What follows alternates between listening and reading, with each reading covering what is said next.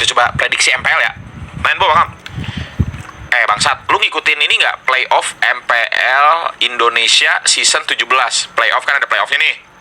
Nah, menurut lu tim mana yang bakal juara menurut lu?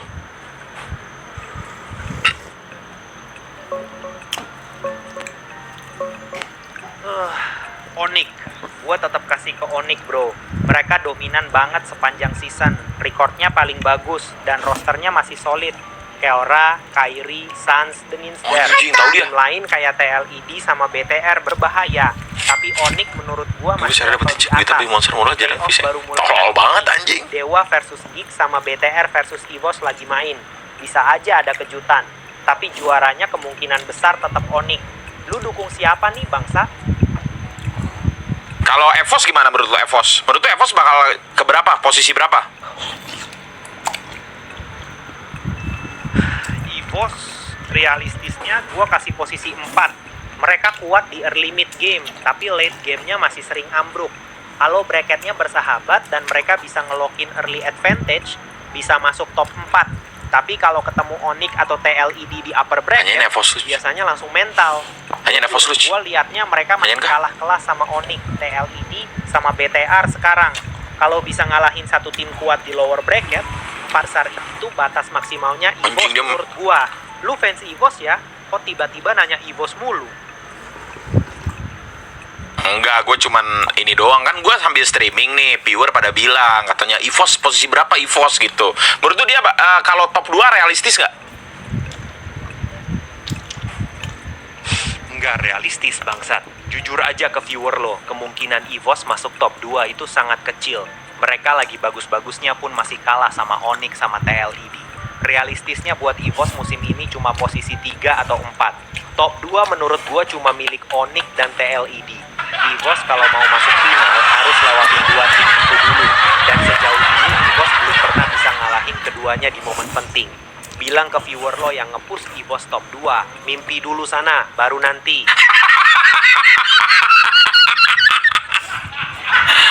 Mimpi dulu sana. Tuh, mimpi dulu sana. Hai, Bos Pem. Ya udah, kita move nih. Kita move on ke pertanyaan selanjutnya. Menurut lu nih, kan tim yang fanbase-nya terbesar se-Indonesia, RRQ. Menurut lu gimana performa dia season ini?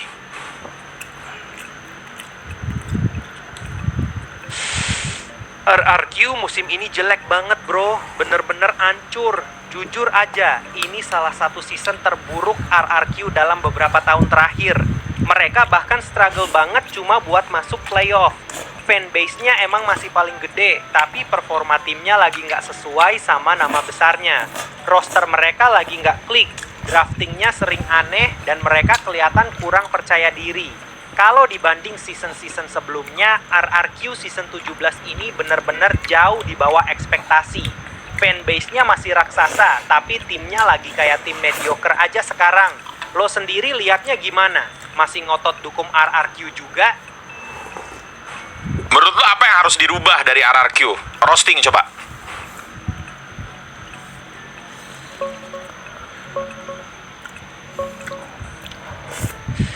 Jujur ya bro, RRQ season ini udah hancur lebur. Yang paling harus diubah, 1. Mid lane. Rins udah lama, tapi performanya masih naik turun parah. Dia sering jadi beban. 2. Gold laner. Super Toy atau Kuroki harusnya diputusin satu yang beneran konsisten. Sekarang kayaknya lagi kebagi-bagi. 3. Explainer. Super Dan atau Dan Filipino import itu kelihatan belum nyambung sama tim. Roamer Idok sama jungler Super Ken masih oke sih. Mereka dua yang paling bisa ditolong. Tapi overall, tim ini butuh reboot roster besar-besaran. Coach Heskute juga kena evaluasi keras karena draftingnya sering aneh banget. Intinya, RRQ terlalu banyak eksperimen, akhirnya malah jadi tim mediocre dengan fanbase raksasa. Lo sendiri setuju bagian mana yang paling parah? Gila, dia tahu-tahu loh. Dia tahu-tahu loh. Gila, dia ngikutin, ding. Gila, gua kaget lu tahu-tahu loh apa yang terjadi di timnya. Gila, gokil banget lu, RRQ Kingdom kan lu? Ya iyalah, gue tahu bangsat. Lo kira gue cuma bisa roasting muka lo doang? RRQ itu tim yang selalu dibahas orang. Masa gua nggak ngikutin? Tapi yang bikin gua kaget, lo sendiri kaget gua tahu soal RRQ. Berarti selama ini lo kira gua cuma badut hitam doang ya, anjing? Kalau menurut lu CEO-nya gimana? Lu tahu CEO-nya nggak? RRQAP, tahu nggak?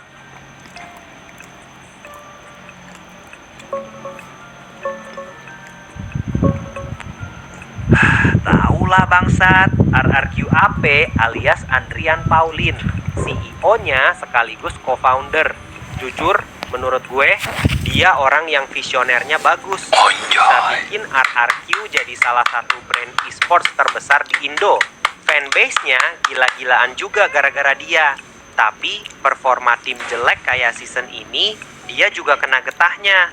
Dia tipe CEO yang sering turun tangan sendiri, posting minta maaf ke fans, kelihatan care. Tapi banyak yang bilang dia terlalu ikut campur di tim, terlalu banyak drama, dan hasilnya tim malah ambruk parah. Season 17 ini RRQ Hoshi finish di dasar klasemen. Udah,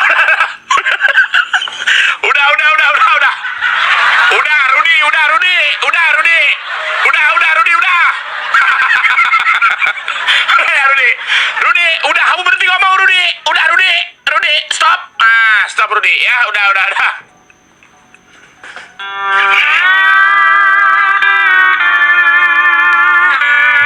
Astagfirullahaladzim. Sudah ya, Arif paham. Tanya siapa lagi? Astagfirullahaladzim. Sudah. Tanya siapa lagi? Tanya apa? Evos Luch. Lu tahu di Evos ada yang namanya Evos Luch nggak? LUCH.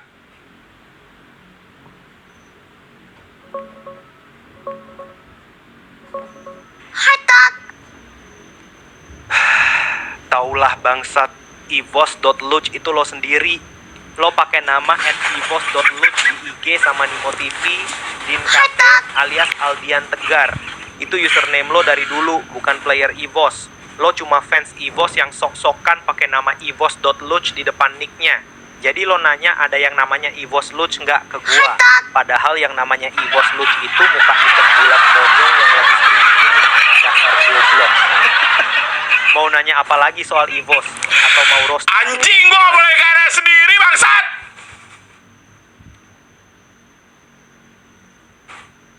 Tapi lu tahu nggak background gua di Evos apa?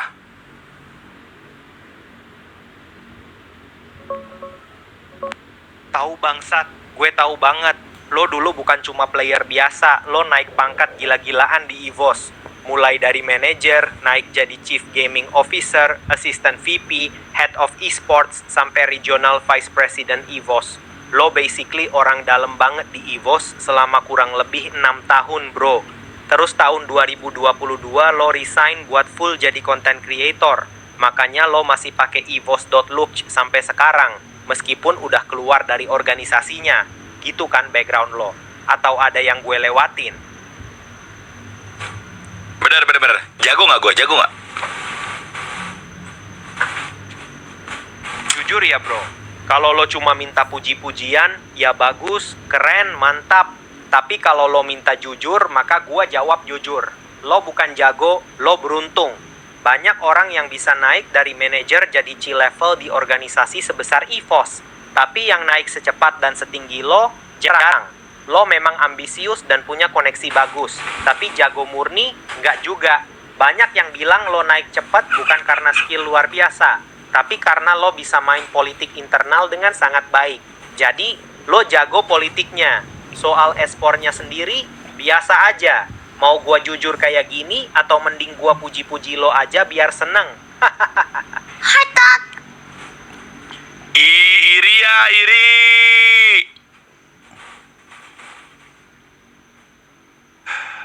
Hah? Ngomong yang jelas kek, anjing. Iri apa?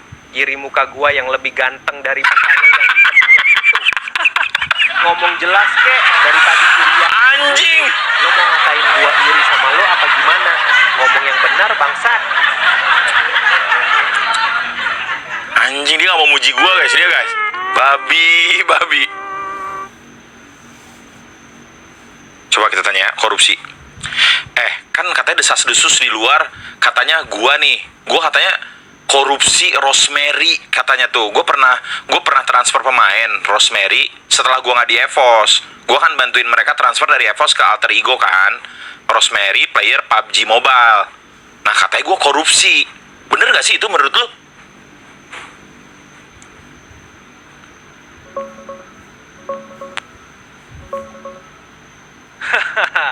Akhirnya nyampe juga ke gosip ini. Jujur ya bangsat, gua nggak nemu bukti apapun yang nunjukin lo korupsi.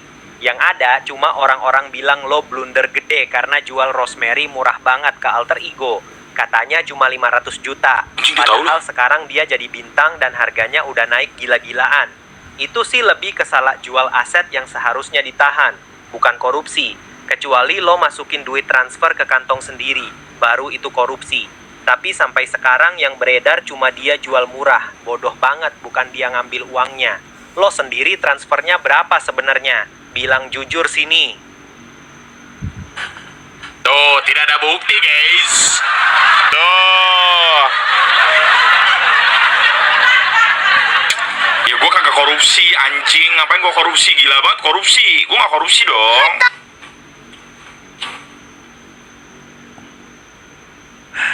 Ya udah, kalau emang lo nggak korupsi, ya bagus.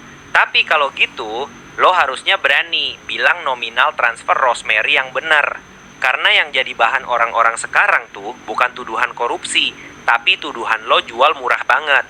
Mereka bilang lo jual Rosemary cuma 500 juta.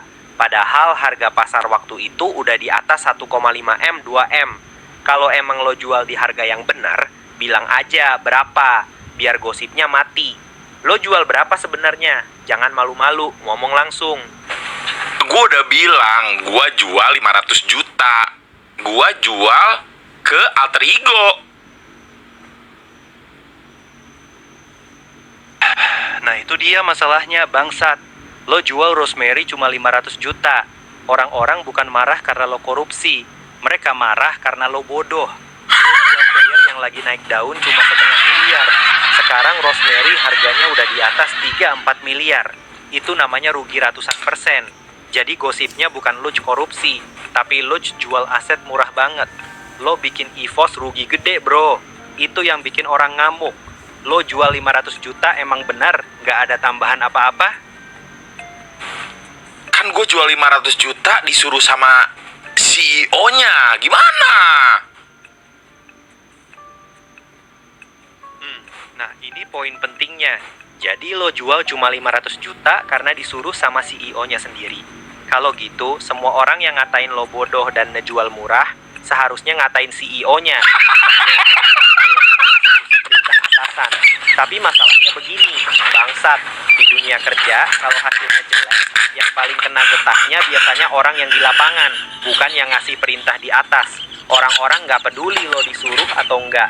Yang mereka lihat cuma info jual Rosemary 500 juta doang. Sekarang pertanyaannya, CEO waktu itu emang beneran nyuruh lo jual 500 juta, atau lo yang eksekusi tapi nominalnya lo?